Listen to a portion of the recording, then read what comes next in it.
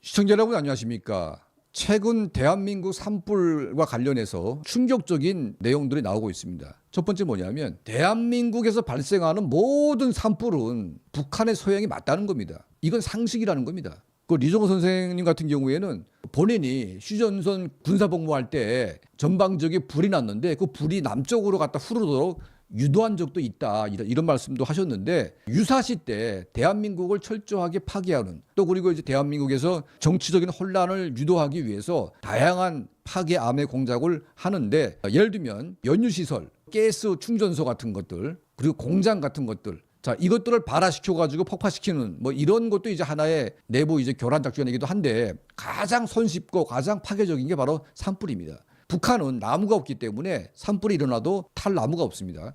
대한민국은 그야말로 나무가 꽉 찬 그런 산이다 보니까 항상 북한의 김씨 왕조 이 독재자들은 자신들의 무능함 때문에 북한은 벌거숭이가 됐고 대한민국은 박정희 대통령을 포함해서 많은 리더들과 또 대한민국 국민들의 땀의 대가로 대한민국 영토는 살림이 꽉 찬 이런 나라가 됐습니다. 자, 이거를 아주 배가 아파서 뭔가 이제 대한민국을 혼란스럽게 만들기 위한 작전 중에 하나로 봄철, 가을철, 그러니까 이제 비가 안 오고 바싹 마른 이런 때를 활용해서 불을 지르는 이런 전략을 북한이 안 세울 수가 없는 거죠. 자, 우리 리정호 선생을 포함해서 이제 이런 분들이 말하는 게 뭐냐면 한번 분석을 해보라고 합니다. 분석을.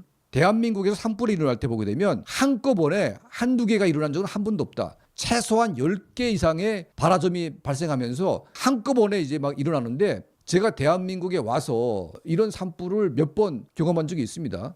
하루에 14건, 심지어는 19건까지 동시다발적으로 발생한 적이 있는데 이게 무슨 사람들이 뭐 날 맞춰가지고 그날만 불을 지르는 거 아니지 않습니까? 이번 산불도 보게 되면 발화 지점이 몇 군데로 돼 있는데 이게 우리가 모르는 발화 지점에서 불이 막 나가지고 확산되도록 만든 요인들이 있다는 겁니다. 이렇게 확산돼가지고 이렇게 막 난리가 나는 이 산불 현상은 의도적인 게 아니면 저는 불가능한 것이 아닌가 이런 생각이 듭니다.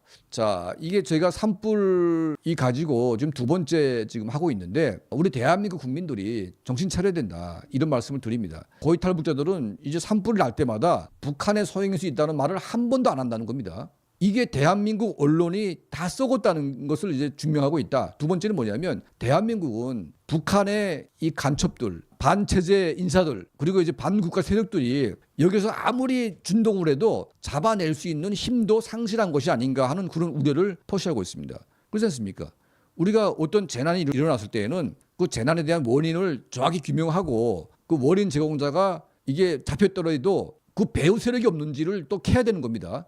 근데 그런 게 없이 그냥 우발적인 뭐 사고 잡히게 되면 그냥 우발적으로 사고가 난 것처럼 이게 돼 있는 뭐 이런 식으로 지금 가다 보니까 진짜 이 산불 무더기 산불에 대한 데이터가 없고 그리고 이제 불을 지른 사람들의 유형 그리고 그 배후 이런 것들을 전혀 우리가 추적을 안 하고 있습니다. 자, 우리 방송을 통해서 일부 댓글 쓰는 사람들이 뭐 소설 쓴다 이런 말씀을 하시는데 이게 소설일 수가 없습니다, 여러분. 자, 이런 정신 상태 가지고 어떻게 북한을 우리가 대적을 하겠습니까? 모든 게 북한 소행이다 이렇게 말할 수는 없겠지만 우리가 이해할 수 없는 재난들 가운데 이거는 우연을 가장한 필연적인 것들이 있다는 겁니다. 자, 예를 들면 천안함 폭침 같은 이 사건들 대한민국의 절반이 북한 소행이 아니라고 했습니다. 근데 결과적으로 쭉 해보니까 북한 소행 맞지 않습니까?